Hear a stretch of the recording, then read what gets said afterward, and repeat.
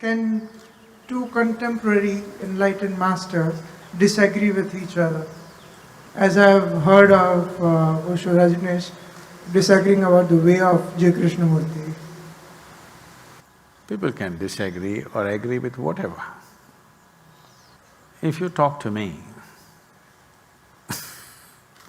about anything, art, music, politics, whatever, maybe I'll disagree with you with almost anything that you say. No, I didn't say you're contemporary enlightened, but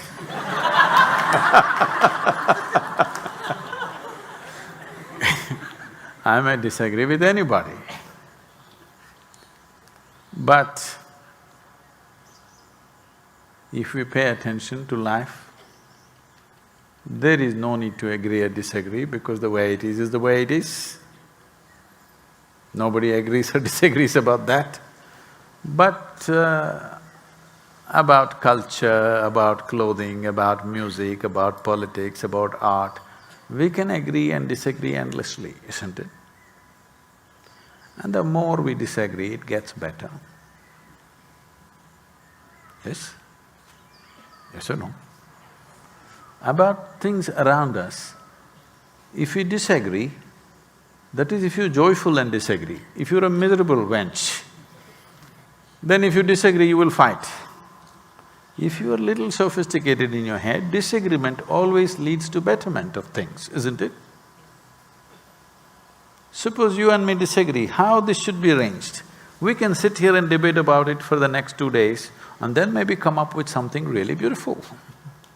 But the moment we disagree, we get angry and we will fight. Such people are different. So if you can disagree joyfully and debate it, even the smallest aspects of life, it's perfectly fine. There is no necessity that you have to agree with everybody. You don't have to. Because when it comes to physical things around us, each one of us see it differently. That's why so much variety of life has happened, isn't it? So many languages, so many forms of music, so many forms of art, so many… many things have happened. Because if everybody agreed, all of us would be living in the cave. We disagreed. Maybe if you were a caveman's daughter, caveman's son, if you were a caveman's son, if you said, I want to build a hut out there, I'm sure your father disagreed. Yes or no? He said, why a cave is good and all the great qualities of living in a cave, he would have expounded for you. But you disagreed, that's why a hut, that is why a million other things, isn't it? So it's all right, enlightened or otherwise, you can disagree about a million things, what's the problem? But if you get to the core, you don't have to agree, you don't have to disagree. The way it is the way it is. Existential does not need your agreement or disagreement.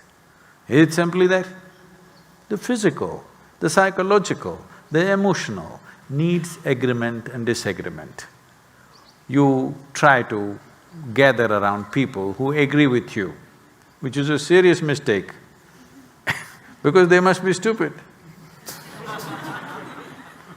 If you have the sophistication and equanimity within yourself to be constantly around people who disagree with you, you will see you will do things much better in the physical world.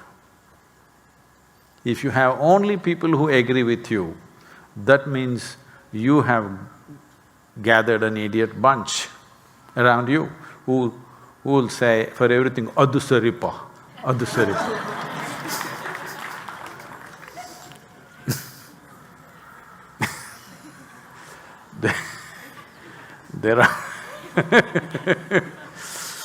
There are certain village level, for lack of vocabulary I'm saying village level mystics, in every village there'll be one. And he will always have an assistant, sidekick. Whatever he says, that guy will sit there and say, "Adhu saripa."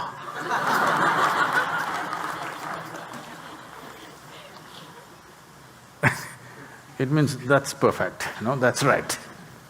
So whatever this guy is saying, that guy will go on punctuating with adusaripa.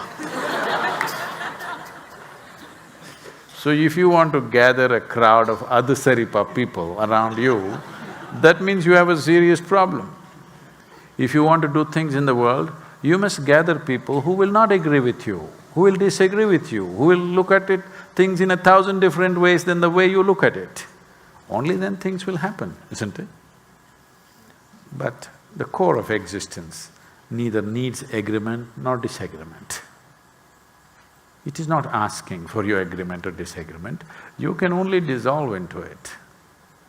There is no debate about it.